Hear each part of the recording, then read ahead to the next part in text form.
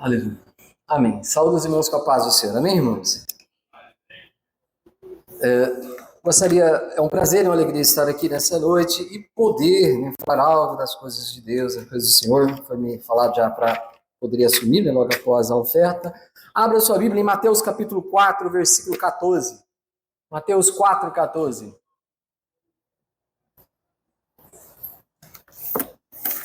Estarmos aqui nesse culto da vitória. E como nós falamos, tudo que é de Deus é vitória, né? Mesmo quando a palavra é muito difícil, muito dura, é vitória. Hoje não será bem assim, mas mesmo quando é vitória. Mateus 4,14, olha que texto maravilhoso, diz assim: para que se cumprisse o que fora dito por intermédio do profeta Isaías. Terra de Zebulon, terra de Naftali, caminho do mar, além do Jordão, Galileia dos gentios. O povo que jazia em trevas viu grande luz, e aos que viviam na região da sombra da morte, resplandeceu-lhes a luz. Daí por diante passou Jesus a pregar e a dizer: arrependei-vos, porque está próximo o reino dos céus. Amém? Só até aí os irmãos podem assentar. Eu gostaria de falar das coisas de Deus. E começar falando das coisas de Deus, falando desse texto inicial. Não vou só falar sobre ele, mas vamos começar com ele, né? Falando das coisas de Deus. Olha que texto bonito. Olha que texto bonito, né? Eu diria que até poético. O povo que jazia em trevas viu grande luz, e aos que viviam na região da sombra da morte, resplandeceu-lhes a luz. Meus irmãos, eu costumo dizer, já disse algumas vezes, não muito, com muita frequência, mas algumas vezes, que Deus é tão bom, as coisas de Deus são tão bom, que até com assombração elas acabam. Que até assombração não pode com Deus, que as coisas de Deus, elas acabam até com assombração. Eu não sei, talvez alguns aqui nem conhecem muito dessa realidade, porque já não viveram nela, né? Mas ainda hoje no Brasil, em lugares talvez onde o evangelho chegou pouco, esse conceito, essa visão de assombração, né, ou que alguns chamavam, né, de folclore, que não tem nada a ver com, né, sei lá que nome bonito que deu, né? Mas, por exemplo, aqui em Nova Veneza, na terra dos meus pais, de onde nós viemos, tinha lá o Pai do Mato. Quem aqui não ouviu falar do Pai do Mato, talvez não vai ouvir porque está em extinção, né, o Pai do Mato. Mas lá tinha. Em alguns lugares é a mula sem cabeça, o saci pererê, o não sei o que, o nego d'água, o não sei o que lá, e por aí vai. De região para região, essas assombrações, assim dizendo, né, essas... Por quê? E aí, alguém, eu acredito, eu não me lembro muito bem, eu acredito que alguém falou isso alguma vez, eu li em algum lugar, acho que uma única vez, não muito, mas nunca me esqueci, e é um fato, percebo que é um fato, que veja bem, uma das coisas que eu entendo que isso se vai, é porque quando o evangelho, a igreja do Senhor chegou e chega a estes lugares, essas coisas que parecem muito reais, eu estou falando de algo assim, a mãe da minha avó foi pega pelo cabelo, pelo pai do mato, arrastada no quintal, chorar. Tinha pessoas que deixavam fumo em cima do fogão caipira, e aí o pai do mato ia lá, fumava o fumo, pegava o fumo, varria o quintal, fazia uns negócios e tal. E essa questão de assombração, por exemplo, é muito forte. Na casa da minha avó, muito católico, muito sei lá, muita religiosidade, muita coisa, mas é o seguinte, nós ouvíamos durante a noite muitos gritos, muita briga, muita coisa. No outro dia alguém brigou? Não, ninguém brigou, mas se ouvia, né? Aí alguém pegava no pé de alguém à noite, e por aí vai. Meu irmão, o pastor Altair, lá em uma festa religiosa de não sei o quê, de todo aquele misticismo, aquelas festas de santo, via demônios, né, no quintal, meninos pulando ali e tal, as coisinhas, uns demôniozinhos pulando. Meu pai, naquela região, ele sempre andava armado e tudo, de cavalo. lá em uma madrugada à noite, um trem acompanhou ele em volta do cavalo, ele correu em volta com aquele negócio, atirou, deu um punhado de tiro naquele negócio, e o negócio desapareceu e tal. E assim vai por diante, Brasil afora, e ainda nos lugares onde o evangelho não chegou, isso está lá. Mas alguém falou e parece realmente é um fato, que é só a igreja do Senhor chegar, os crentes começaram a orar naquele lugar, a Bíblia começara a ser lida naquele lugar, aquele lugar começar a ser consagrado a Deus, essas trevas, essas coisas se vão. Amém, irmãos? Eu não tinha pensado em citar aqui alguns testemunhos, mas eu quero citar aqui alguns outros testemunhos, um pouco mais próximos da nossa realidade, coisa que até aconteceu comigo, mas que está dentro da mesma linha, e as linhas são diversas. Me lembro quando nós pastoreávamos a Cidade Livre, e naquela época acontecia muito de eu levantar à noite para orar. Não era nem quando pastoreava, quando a gente tinha algum trabalho lá que ainda não era pastoreando, mas naquela época eu entendia que sempre que eu perdi o sono 3h30, 4 horas da manhã, é porque era para orar. E aí eu levantava e ia orar. Perdi o sono, era para orar. Entendia que era para isso. Eu morava num lugar, foi bem antes de eu pastorear, na verdade, agora estou me lembrando, mas já trabalhávamos naquela região da Cidade Livre. E aí eu orava muito naquela época por alguém com quem a gente estava trabalhando, eu sabia, ele passava muita luta, a família. E eu dizia para ele, Luiz, isso é demônio. São demônios que estão fazendo isso na sua casa, na sua família, são demônios. Mas aí eu acredito que talvez, até porque as pessoas ficam assim, será que é? Esses crentes estão querendo colocar medo em mim, esses crentes estão querendo colocar coisa na minha cabeça, não é coisa natural. Eles ficam falando que é demônio. Tudo para eles é demônio. Já viu isso? Eu falando assim, tudo para eles é demônio? Tudo para esses crentes é demônio, né? Eu falava, Luiz, olha essas coisas, todo dia a gente chega. O que aconteceu? Eu levantava para orar 3, 4 horas, sempre que perdi o sono, não era tão frequente, mas... E quando eu ia orar por ele, eu sentia uma presença maligna, ali onde eu estava na hora. Começava a orar por ele, sentia uma presença maligna. E eu entendia que aquilo era demônio, que eram os demônios que estavam lá perturbando ele. E eu repreendia aqueles demônios, repreendia eles e continuava, né? Continuava a orar e continuava, e vida que segue. Até que um dia, então, ele viu esse demônio. Eu falava para ele, que eu sentia a presença, ele viu. Ele estava sozinho na casa dele. E ele, no quarto, quando ele virou-se, ele viu no quarto um homem, uma capa preta, e ele, quando olhava o rosto daquele homem, ele não conseguia ver o rosto daquele homem. Aí ele virou para o canto, né? E temendo, virou, olhou de novo, estava lá ainda no meio do quarto. Aquele homem, isso era de dia, um sábado à tarde, aquele homem, uma capa preta, um negócio assim, ele não conseguia ver o rosto daquele homem. Isso foi tão real, foi tão nítido, que aquele homem já tinha sido vigilante no Sepaigo. Um homem que passou por rebelião no Sepaigo, onde ele e outro vigilante, no meio de dezenas e dezenas de presidiários, de presos lá no Sepaigo, num corredorzinho, que assim foi uma luta para chegar numa portinha lá longe, porque aquele monte de presidiário lá num painel daquele, num lugar daquele, e em volta deles pega, não pega, pega, não pega, e os dois, um de costas para o outro com 38, né? E aquele dali ele temia, ele falava, olha, porque às vezes eles pegam um presidiário e jogam, usa de escudo e jogam em cima de você para te pegar e tal.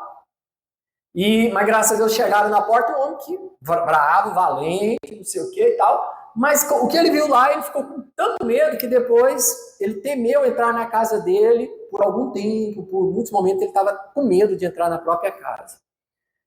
E eu dizia para ele, tem uma certa razão de você ter medo, porque isso daí tapa não resolve, murro não resolve, força humana nenhuma resolve. É só espiritual. Amém, irmãos? Uma criança resolve. Uma criança resolve.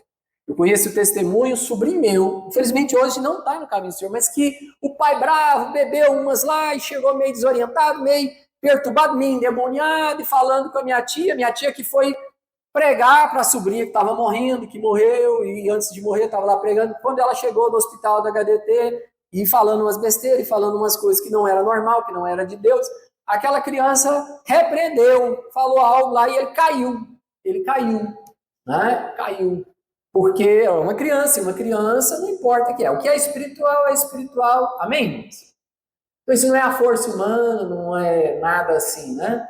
Então, um outro exemplo nós estamos falando de trazer luz, né? Onde há trevas, esse texto fala disso, estamos no culto da vitória, de luz. Eu poderia citar inúmeras, eu só quero citar mais uma dentro dessa linha, nós passarmos um pouco adiante.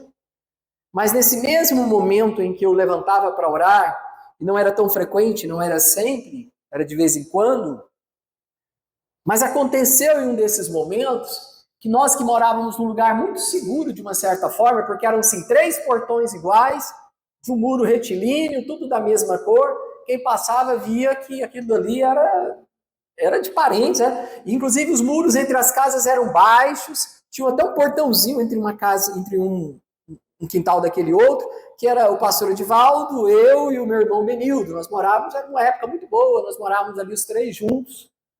Mas em uma época, a única época em que um ladrão pensou em entrar e estava muito perto de entrar lá, o que aconteceu? No momento desse que eu levantei para orar, eu gostava muito de ligar a luz da área de fora e ficava orando dentro da casa. Aquilo ali era um clima muito agradável. Olha como as coisas de Deus são boas, né? Eu me lembro, e como era agradável, assim, porque eu não ligava dentro para não incomodar dentro da casa, não acordar minha esposa que estava dormindo. Mas aquela luzinha entrando pela área, clareando a sala, ficava assim um ritmo muito agradável para a oração. Eu acredito que não somente isso. Eu acredito que é porque estava orando mesmo, coisa de Deus. Mesmo com o demônio ali perturbando, vindo ali, você está orando lá pelo outro, lá não tem problema, ainda assim era uma coisa muito agradável. Amém, irmãos? Quando a gente está orando, as coisas parecem que fica agradável, né? Aquela luzinha ali fica agradável e tal. E naquele dia o que aconteceu? No outro dia de manhã, quando meu irmão foi sair, meu irmão, que é o pastor Edivaldo, que era advogado, tinha até algumas coisas lá, às vezes ele, não sei se era a época que ele estava com um carro, que ele estava como fiel depositário, para devolver aquele carro e tal, e tinha um carrinho melhor. A cachorra dele, uma boxer com fila, uma cachorra grande, brava, ela estava desmaiada no portão.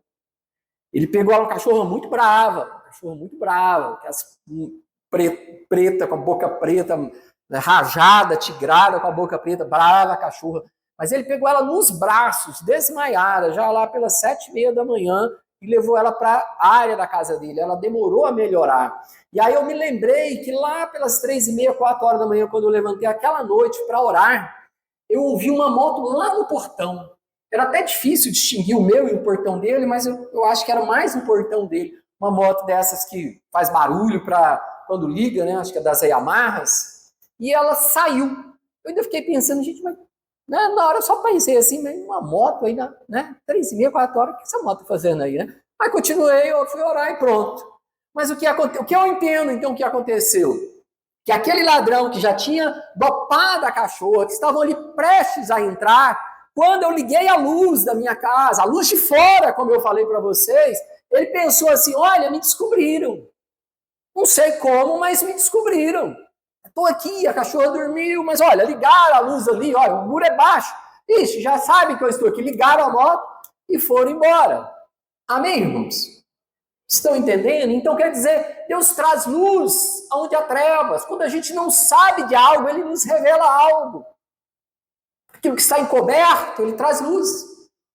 Tinha um pastor que eu gosto muito dele, da Segunda Igreja Presbiteriana de BH, Jeremias, um pastor tradicional mais pentecostal do que muito pentecostal. E eu me lembro um jeito que ele gostava de orar, ele, em algumas situações, ele fala, Senhor, traz luz sobre essa situação. Traz luz sobre essa situação. Amém? E é isso mesmo, traz luz aonde há trevas, onde a gente não está entendendo, traz luz. Se eu não estou entendendo algo, traz luz. Né? Traz luz para que eu possa entender. E esse texto fala disso, traz luz. O povo que jazia em trevas viu grande luz e resplandeceu-lhes a luz. Amém? Sobre luz e mudar e mudança, irmão. Semana passada, isso é algo curioso, eu vinha de Brasília, né? Meu filho está para lá e a gente teve que ir lá fazer um negócio. E era umas 8h30, 9 horas da noite, a gente parou ali em Teresópolis, aqui entre Anápolis e Goiânia. Barraca lá da vovó, um lugar muito bom, e eu queria comprar um queijo, que tem lá, eram as 8h30, 9 horas da noite. Para chegar aqui em Goiânia, a gente vai comprar comida, a gente quer comida, né? Igual alguém brinca, né? Crente não bebe, não fuma, não tem vício, mas crente come, né? Crente gosta de comer, né? Amém. Também isso não pode ser, eu até curioso, isso também não pode ser pecado, não, meu irmão. Porque a glutonaria é pecado, ela é citada com outros, mas a gente come e gosta de comer, mas tudo até tem a ver com o que eu vou falar aqui agora. Eu estava lá do lado, ali no caixa, para pagar aquele queijo, e alguém, um jovem, menos de 30 anos, devia ser motorista, alguma coisa ali, mas assim, ele olhando um cigarro do jeito que as pessoas que fumam olham um cigarro. Eu fico tentando entender aquilo e eu não entendo, eu não consigo entender. Graças a Deus eu não consigo entender aquilo. Que ele fica olhando assim, parecendo criança olhando doce, bombom, né? Ah, aquele daquela cor, aquele daquela caixinha, aquele agora, aquele dali. Ele escolheu três. Ele escolheu três. Eram umas 8 horas da noite, 8h30, 9 horas. E ele ali, aquele, e aí, não sei, parece que tem sabor, não sei se puseram sabor no negócio. E aí ele vai olhando aquelas caixinhas aí, parece que brilha, né? É igual, eu falei criança, quem gosta de salgado, chega e fica olhando um salgado, né? Tudo bem, tá olhando um salgado. Me lembro de 2 irmãos meus, Benildo gosta, né, de comer, gosta de coisa assim. Aí o Altair, um dia chegou ali no setor nosso, e ele numa padaria olhando assim, uma vitrine, igual aquele homem olhando os cigarros. Meu irmão Benildo, que é da igreja, né, olhando os salgados, assim, me dá aquele, olha, o Altair achando graça. Isso aí, um painel de salgado, ele fica igual aquela pessoa lá. A grande diferença é que aquilo lá é um vício, meu irmão. Aquilo dali mata, aquilo dali dá impotência, aquilo dali prejudica tudo. Quantas vezes, toda vez que você chega num médico que um negócio assim é meio problemático, meio grave, o médico pergunta assim, fuma? Bebe? Porque se fuma, bebe é diferente. O tratamento é complicado. A saúde de quem fuma, bebe é complicada. Amém, irmãos? Então, e não é só por isso não, vou mais além. A Bíblia diz, Paulo, inclusive, é curioso, até está dentro do que eu vou falar aqui agora, eu quero falar de mudança, de transformação, de luz, né? E Paulo, apóstolo da graça, e muitos interpretam, para mim, eu continuo do mesmo pensamento, o entendimento de salvação, do jeito que eu sempre pensei, porque é o jeito que eu penso, somos salvos pela graça, mas não é graça como se interpretam por aí, porque Paulo, né, o apóstolo da graça, tal, mas se fizermos e sermos como Paulo, apóstolo da graça, fez e faz, e realmente somos salvos pela graça, mas somos salvos. Você já viu o nível que Paulo põe para o cristão? O nível que ele estabelece para o cristão? Fala dos frutos da graça, frutos da carne, aliás, os frutos do Espírito e os frutos da carne. E ele diz que quem pratica os frutos da carne, diz ele, não será salvo. Curioso que quando ele diz os frutos do Espírito, ele não diz que será salvo. Só pelos frutos do Espírito ele não diz que será salvo, porque não é só isso. Mas pelos frutos da carne, diz ele, aí sim será condenado. Ou seja, as obras não salvam, mas elas podem condenar, quando não está envolto em algo. E volto, só abrindo um parênteses, vou voltar aqui e falar, né? Mas só para antes de fechar o parênteses, como diz, se você pegar ali o que Paulo fala de um viver cristão, é claro que somos salvos, somos salvos. Não é pelas obras, mas somos salvos. Mas tem transformação, irmão. Então, voltando aqui a falar daquela pessoa lá do cigarro e dos vícios, por exemplo, né? E aí, eu me lembro de um pastor recentemente com esse entendimento de vida cristã, de salvação, e ele amenizando muito como muito se ameniza. E ele dizendo, olha, os vícios, natural, é uma doença. Ou seja, o cristão tem os vícios, pode ter os vícios. É natural, é uma doença. E é esse mesmo pensamento, meu irmão. Lá nos Estados Unidos tem igreja aqui na frente, igual tem ali alguns reservatórios, tem o fumódromo, né? E o fumódromo não é para não crente, não. O fumódromo é para crente mesmo. Crente está aqui, antes de entrar para não incomodar lá dentro, fuma ali, né? Um pastor que eu conheci, teve uma situação difícil na Europa, e ele falou, olha, eu sou pastor, eu não tinha bebido não, aconteceu um acidente e tal. Lá na Alemanha, alguém falou, você é pastor, não bebeu? E daí? Como quem diz, aqui os nossos pastores bebem muito. Então, assim, ou seja, o que acontece é que a vida cristã dessas pessoas, dessa religião, desse entendimento teológico que tem, não muda em nada, absolutamente nada. Alguém já disse algo, e é um fato. O cristão, por exemplo, muitos dos cristãos dos Estados Unidos, que até algum tempo atrás era mais da metade da população, Para você ter uma ideia, perceba que aqueles filmes americanos, muitos deles, mostram uma situação muito complicada, muito doidona, muito perdida, muitas vezes. Aqueles personagens são protestantes. São protestantes. Tanto é que quando um vai casar, por exemplo, lá no meio do filme, ou morre, você percebe que o casamento ou a celebração da morte não é feita por um padre. Não é uma cerimônia católica. É feita, por vezes, por um protestante. Por uma pessoa que não é, ligado? Que não é um padre, né? Tanto o sepultamento quanto um casamento. Ou seja, muitas daquelas pessoas do filme que você vê aquela vidona doidona e tal, não é protestante, não é evangélico. Né? Na verdade, o católico, em muitos lugares, nos Estados Unidos, por vezes, ele tem um estilo de vida, às vezes, mais controlado, mais, assim, sabe, teme algumas coisas mais do que o protestante, por conta do entendimento. Assim, me lembro de um filme onde alguém estava fazendo algo muito errado, e aquela pessoa dizia, olha, eu não posso fazer isso porque eu sou católica. O protestante, dentro daquele conceito, naquela situação, às vezes faria. Mas, voltando então aqui a essa questão da luz, isso que eu quero dizer, meu irmão, por exemplo, o cigarro, o vício de uma forma geral. E aí eu quero ampliar, como eu falei, olha só, o nível que o apóstolo Paulo diz.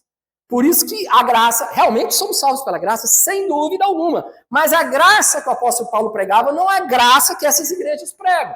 Porque olha o que o apóstolo Paulo, por exemplo, fala. Tudo aquilo que escraviza o homem é pecado. Amém? Você está entendendo? O apóstolo da graça fala que tudo aquilo que escraviza o homem é pecado. Por isso que, sem dúvida nenhuma, os vícios são. Porque a palavra já fala, é vício. Não é verdade? Mas não apenas. O trabalho pode ser pecado. E pode ser. O pecado pode ser um pecado tão grande que pode matar a pessoa, que pode destruir o casamento da pessoa. Não é verdade? Tem pessoas que passam por essa situação, precisam de psicólogo, de psiquiatra, se arrependem. Pecado.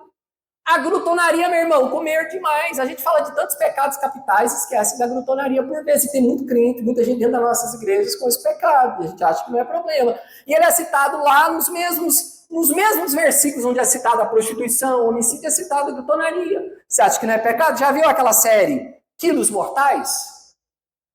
Quilos Mortais? Mas não precisa chegar lá naquele nível para ser pecado, não, meu irmão. Não precisa chegar naquele nível para ser pecado, não. Quantos pastores, pessoas dentro da igreja, como dizem, para descer da cruz, essa expressão tão maldita, tão maligna, que a gente nunca deveria dizer, né? Basta numa fila de acampamento, de convenção, de alguma coisa, já ter algum probleminha, que eles já viram um endemoniado, né? Porque a comida e não sei o que, parece que não jejuma, parece que não está acostumado a jejuar, né? Olha, me tire tudo, mas não me tire a comida, porque, né, senão não tem vida espiritual que segure. Então, assim, agora só para a gente passar adiante, com relação à questão dos vícios, do cigarro, por exemplo, olha como é difícil, é terrível uma situação. Aquele rapaz, aquela vendedora ainda brincou com ele, né? Ela estava vendendo, mas ela querendo ironizar, querendo ela. Esse aqui é só mata, né? Porque tem outros que causam impotência sexual, né? Aí tem gente até que brinca, não, esse de impotência sexual não, me dá aquele que causa outra coisa, né? Esse só mata, né? Aí ele brincou de novo, ele falou, não, esse aqui é só para essa noite. 3 cigarros, só para essa noite, né? Mas ainda com relação ao cigarro, e eles têm todos os vícios, mas olha só, me lembro de um pedreiro, na verdade mais de um, que trabalhava com a colher de pedreiro na mão e o cigarro na outra. Mas como é que trabalha, meu irmão? Como é que você contrata um pedreiro para trabalhar para você? Você acha que ele vai trabalhar com a mesma eficiência, que ele vai produzir na mesma eficiência com o cigarro na mão e a colher de pedreiro na outra? Como é que ele vai controlar isso? Vai ser difícil, mas eu já vi pedreiro trabalhando para mim assim. Falei, não chamo mais. Não é porque eu sou crente, não, é porque o negócio é meio complicado, né? A empresa onde eu trabalho, em Brasília, ela tem fumódromo. Empresa de desenvolvimento de software. Eu trabalho lá, né? Sou lotado lá, mas vou lá uma vez por ano, trabalho remoto. Mas quando a gente trabalhava lá presencialmente, as pessoas podiam legalmente porque é uma questão de doença, de saúde, de sei lá o que e tal. Mas agora pensa para o chefe, pensa para a empresa, o fulano está aqui, estou pagando para ele trabalhar e ele está lá no fumódromo fumando. Complicado um negócio desse, né? Legalizado um negócio. E aí, no escritório onde não tinha isso, e alguém lá em São Luís, o pessoal lá do Nordeste, aquela situação, e os dois lá numa sala, já mais de idade, e a outra fumando do lado do colega lá, do senhor. E ele não era crente nem nada, mas ele não gostava. Porque, gente, a questão do cigarro, por exemplo, a fumaça, ela é tão prejudicial, parece que mais para quem não fuma do que para quem fuma, né? Tem uns negócios assim complicados. Ela, fulano, você vai fumar aqui na sala? Ela, eu não vou sair do meu lugar de trabalho para fumar. E os dois discutiam, mas ela continuava lá. Aí disse que um dia ele misturou uma fruta lá, que ele não pode misturar aquela fruta com outra, que ele solta uns gases. Que ele solta uns puns. Diz que era só misturar aquela fruta com não sei quem que ele soltava pum. E ele esqueceu, misturou esse negócio, chegou lá e soltou um pum na sala, ela não estava, acabou de soltar, ela entrou. Aí ela entrou na sala, fez uns 2 lá assim, você soltou um pum aqui, aí ele soltei, aquele jeito nordestino, né, de falar, ela, como é que você solta um pum aqui no nosso local de trabalho? Aí ele, você não fuma no nosso local de trabalho? Você disse que não vai sair do local de trabalho para fumar? Eu também não vou sair do local de trabalho para soltar o pum. Aí ela falou, então vamos fazer o seguinte, eu não fumo no nosso local de trabalho mais, e você não solta pum no nosso local de trabalho mais. Falando pum, não sei nem qual foi a palavra que ele falou, acho que não foi pum não, né? Mas ele falou, então tá. Aí ele falou, para mim ficou fácil. Era só não misturar tal fruta com tal coisa, que eu não soltava o pum. Mas aí resolveu o problema, né? Aí ela parou de fumar no local de trabalho, porque ela achava que podia, né? Achava que eu posso, estou podendo. Amém, irmãos? Mas olha como é complicada as coisas, né? Então Deus traz luz. Meu irmão, antes de passar adiante, eu quero te dizer uma coisa. Preste minha atenção, olhe para cá. Eu quero te dizer o seguinte. Eu creio em Deus, eu creio na conversão a Deus, eu creio na obra de Deus na vida de uma pessoa, que ela é poderosa, que ela é tão maravilhosa, capaz de libertar de todo e qualquer vício. Amém? Não quero nem dizer, não estou nem dizendo assim, vai, não vai para o céu, não quero nem entrar nessa área, não vou nem entrar nessa área. Eu quero dizer o seguinte, se é possível Deus te libertar desse vício, de tudo, ou seja, tudo que é de Deus, vamos ter. Amém, irmãos? Estamos no culto da vitória, e é o que eu tenho para dizer aqui é o seguinte, meu irmão, tudo aquilo que é de Deus, tudo aquilo que é vitória, vamos ter para a nossa vida. Amém? Aleluia. Indiferente de que leva ao céu, não é importante para a salvação? Não. Se é, então quer dizer, está lá aquele pastor pregando, não, venha, pode ficar com os vícios. Olha que coisa, que pena, né?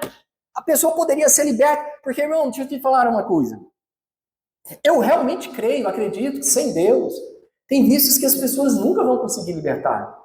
Realmente acredito nisso, porque o negócio parece que é terrível, né? Agora, com Deus, eu acredito que é possível. Aleluia, glória a Deus. Amém? Com Deus, eu acredito que é possível. Então, é isso que ele tem que dizer para as pessoas. E ainda mais, não é nem só forçar e tudo mais. Meu pai, o pastor Gecinto, já foi pregado aqui. Ele, daquela época da Assembleia de Deus, muito difícil, muito durona. E aí, meu pai chegou lá, isso há 49 anos atrás, 48 anos atrás, eu tinha 4 anos de idade quando a minha família se converteu, isso vai fazer agora uns 48 anos. Olha, pastor, assim, não vou mais na igreja não, meu pastor chegava lá, aí estão batendo toalha na casa para espantar o cigarro, né? Aí um dia meu pai chegou e falou, vocês sabem o testemunho, olha, eu não vou mais, eu não consigo parar de fumar. O pastor Gercinho falou para ele, irmão Joaquim, você quer deixar? Eu quero, mas ele fumou a vida inteira, desde criança na roça, para aprender a fumar. Então eu acredito que se você quer, agora você vai conseguir. Amém? Pode ficar tranquilo. Sou eu sei que você está fumando, vai para a igreja assim mesmo. Se você realmente quer, você vai conseguir. E ele realmente queria e ele realmente conseguiu. Amém, irmãos? E isso é para todo mundo. Então, meu irmão, essa obra de Deus, vocês conhecem, já devem ter ouvido aí uma ilustraçãozinha muito bonita, muito boa, de alguém, eu vou contar ela rápida, né? Porque você já deve ter ouvido. Muito pobre que comprou um bilhete, só tinha um bilhete para comprar de uma viagem entre continentes, parece que daqui para... Como se fosse daqui para a Europa, entre o oceano aí, Atlântico. E aí ele né, pensou, nossa, o único dinheiro que eu tinha era para comprar esse bilhete e tal, uma nova vida, um novo lugar. Aí ele pôs ali uma comidinha, ali, como uma rapadura e uma farinha, falou, agora eu vou viajar a viagem inteira com isso aqui, porque eu só tinha dinheiro para comprar o ingresso. E ali ele passou muitos dias, a viagem inteira, né, entre o oceano, comendo ali aquela rapadura com farinha, vamos assim dizer, aquela coisa muito...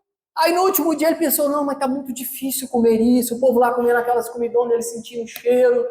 E aí ele falou, eu não aguento mais, mesmo que, né, eu me humilhe, eu vou lá. Aí chegou lá e falou, olha, deixa eu comer aí, por favor, tô esses dias tudo aqui, só tô comendo isso aqui, vai acabar a viagem, é o último dia, né, o negócio lá tá difícil de engolir aquilo dali. Aí a pessoa disse, tá aqui seu ingresso. Tá vendo aqui na sua passagem, dizendo que aqui está all inclusive, né, que tudo está incluso aqui? Você não perguntou, porque você não interessou em saber por que você... né? Está incluso desde o primeiro dia, você podia ter acesso a tudo isso. Amém, irmãos?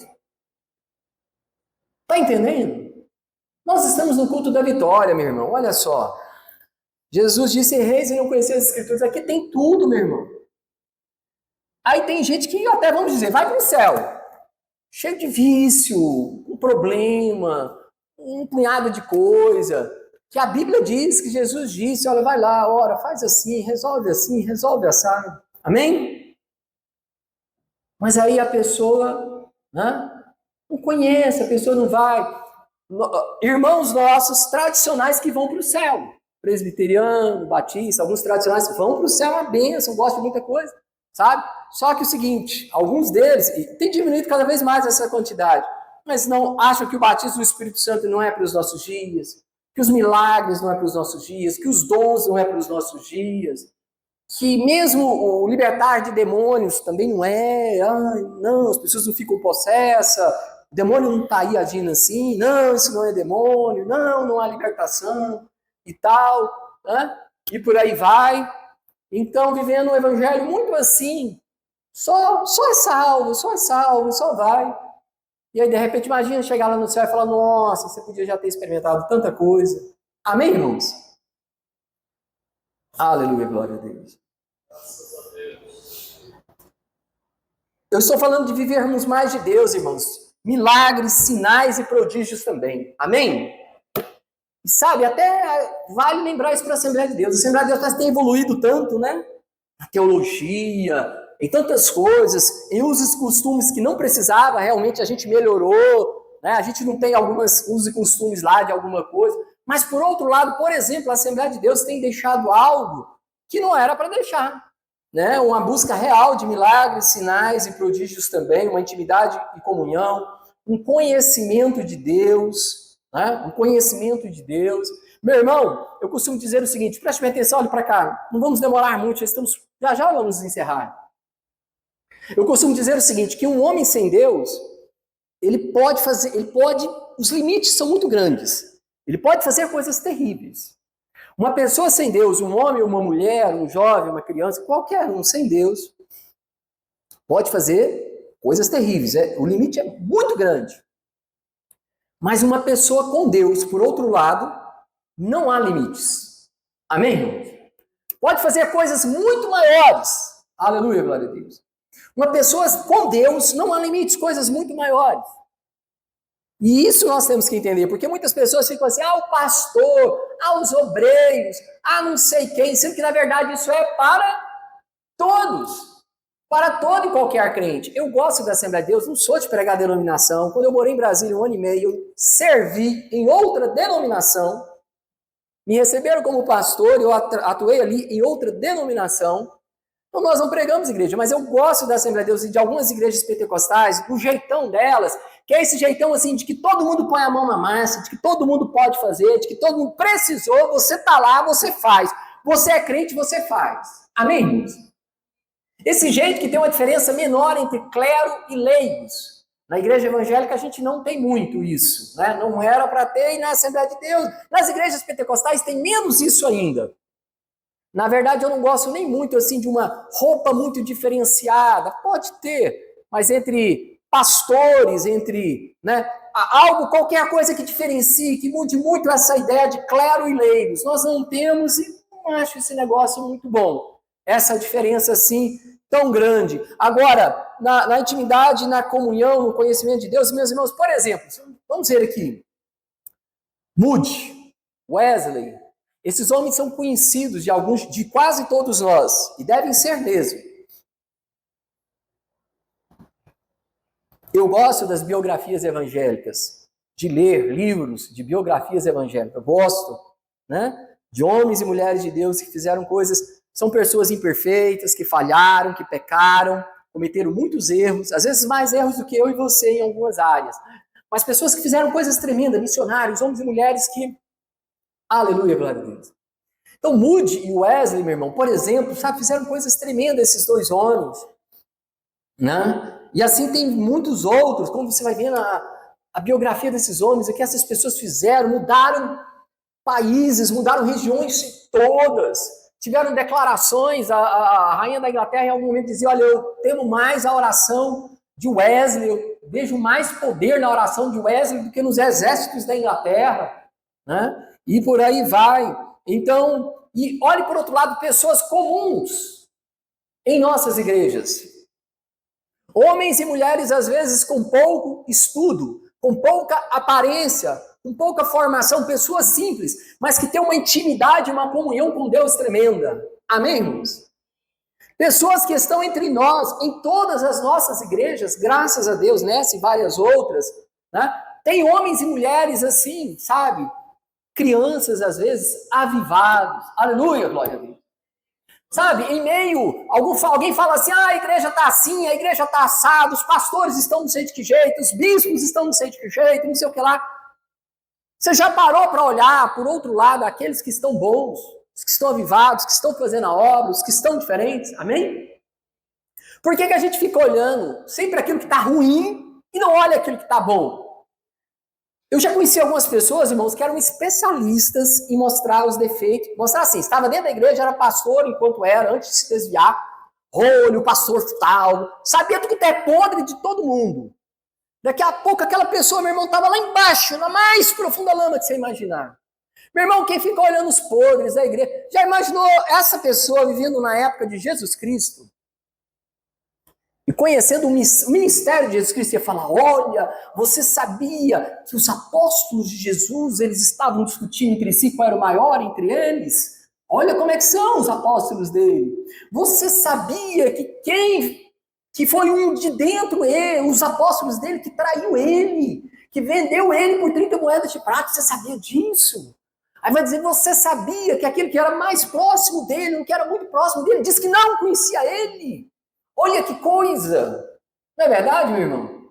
Mas aí, assim, por exemplo, dentro das nossas igrejas tem pessoas boas, mas fora, assim, em volta da igreja, meu irmão, deixa eu te falar uma coisa, os atletas de Cristo, homens que ganham milhões e milhões, não é de real, não, é de dólares, é de libras, jovem, bonito, gente assim, atleta, homens de Deus, amém?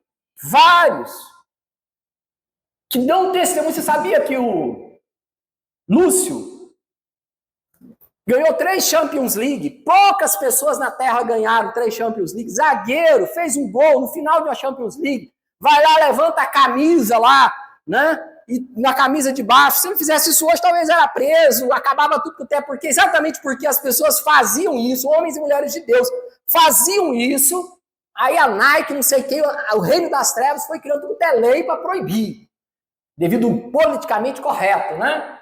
Mas ele lá, eu amo a Jesus, I love Jesus. Em inglês, I love Jesus, eu amo a Jesus. Lúcio, zagueiro da seleção brasileira. E muitos outros.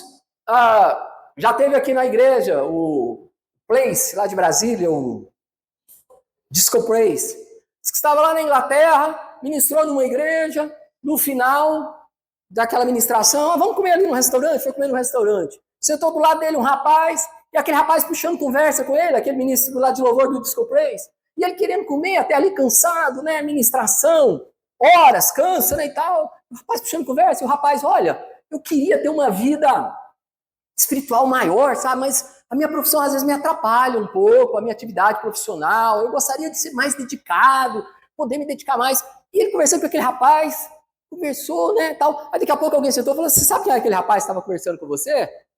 Aí ele não. Ele falou, olha, eu não entendo de futebol. Ele falou, na minha época de criança, eu acho que eu sei a igreja que ele congregava lá em Taguatinga, lá em Brasília. Ele falava, eles diziam que a bola era a pelota do diabo.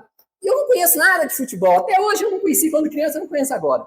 Não conheço nada de nada. Aí ele falou, rapaz, ele falou assim, pois é, aquele rapaz que estava lá conversando com você é o William. O William, para quem aqui também não sabe, é um atleta, um jogador da seleção brasileira, que joga lá na Inglaterra, que ganhava muito dinheiro, que ganha muito dinheiro, um jovem que sabe que poderia estar aí pintando e bordando, aprontando, mas estava lá na igreja, lá conversando com o ministro de louvor, olha, eu quero, né? Minha vida profissional me atrapalha um pouco, mas um rapaz dos melhores times da Inglaterra, ganhando muito dinheiro lá em Libra e tal, quero uma vida espiritual. Amém, irmãos? Por que essas pessoas não se lembram dessas pessoas? Amém? Porque só está focado com aquilo que é ruim dentro dessa igreja, dentro de outras igrejas, por que as trevas não chamam mais atenção do que a luz? Amém? Eu não vou alongar, eu vou encerrar por aqui, mas preste bem atenção, olhe para cá. E deixa eu te falar uma coisa, isso não é uma característica só de agora, e só de nós, só da nossa geração, não. Lembra de Elias? Eu costumo dizer, gente, como Deus tem paciência. Ah, se eu fosse Deus, né? Se você fosse Deus, nós estávamos enrolados, né? Como Deus realmente... Uma das coisas que mais me chama a atenção de Deus não é nem o poder, sabe? Que esse poder todo, né? Como alguns dizem, né? Até creem em extraterrestres. E se você não sabe, a crença em extraterrestres, ela chega em níveis para muitos que ela é uma religião. E quem segue muito esse caminho, nem religião tem, porque essa é a religião dele, né? Mas eu costumo dizer o seguinte, se tiver vida em algum lugar do universo, Deus é quem servimos, é Deus lá também. Será Deus também. Não sei se tem, se não tem, não quero nem entrar na discussão se tem ou não tem. Se tiver Deus, é Deus lá também. Amém? Porque ele não criou somente a Terra, ele criou o universo. Aleluia, glória a Deus. Mas aí, o que eu estava falando? Hã? Tá, mas antes do extraterrestre. Eu abri um parêntese e esqueci de fechar o parêntese. Ah, tá, de chamar a atenção. Pois é. Então, assim, de que pessoas estão tão focadas em algo assim. Pega Elias. Não lembro nem por que eu citei ele, mas pega Elias. Elias estava assim, Senhor, Deus. O que me chama a atenção em Deus, que ele é tão poderoso, esse poder todo, né? E aí, espero não saber fechar aqui o parágrafo, né? O parênteses. Mas eu já até falei aqui do tamanho do universo. Existe uma fórmula que dá o tamanho do universo. Já imaginou isso? O tamanho do universo. Existe uma fórmula física que diz que dá o tamanho do universo. Acho curioso, né? Mas o universo todo e tal, e o nosso Sol é pequenininho. Quando a gente vai ver o universo, realmente é uma coisa curiosa. A nossa Terra é pequenininha, nós somos pequenininhos. E aí o incrédulo, o ateu, o agnóstico diz, tá vendo? Deus não se interessa com a gente.